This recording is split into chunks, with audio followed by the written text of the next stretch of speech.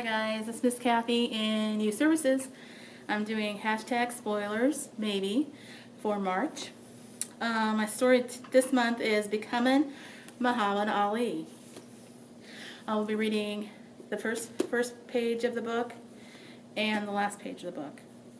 Oh, and this one is by James Patterson. It says, Round 1. I remember everything. You probably would have too. That night was a piece of American history.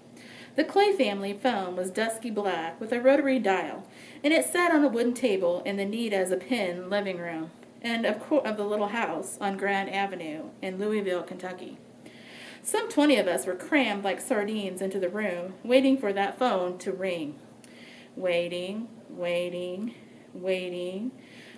for Cassius to call home. It was February night in 1958, and I remember it like it was yesterday. My best friend, Cassius, was 300 miles north in Chicago, and that night he was fighting for a championship in the Golden Gloves boxing tournament. Cassius wasn't a professional yet, just an amateur. Tall but a little skinny, and a lot raw. Only 16 years old, like me. That's the first page.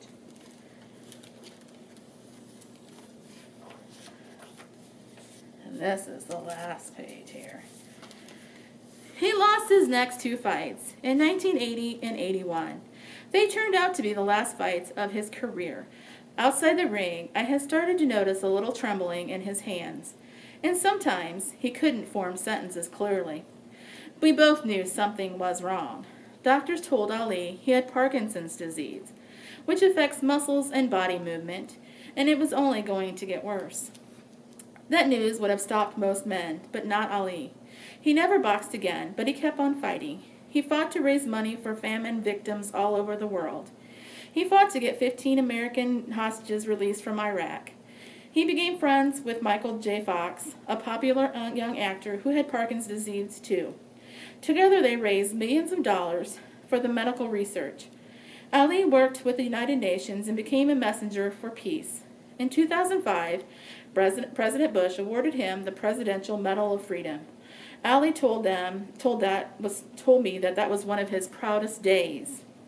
Muhammad Ali died in Arizona in 2016. I wasn't there, and in a way I'm glad, because I wouldn't want to remember him that way, still and quiet. I want to remember him as the funniest kid in the West End of Louisville, the kid who never stopped running and never stopped talking. Muhammad Ali was a 3-time heavyweight champion of the world, and one of the most famous, respected men who ever lived. He was also a true and loyal friend. That's what I'll remember most. The end. So if you want to come in, you can come in and check this book out.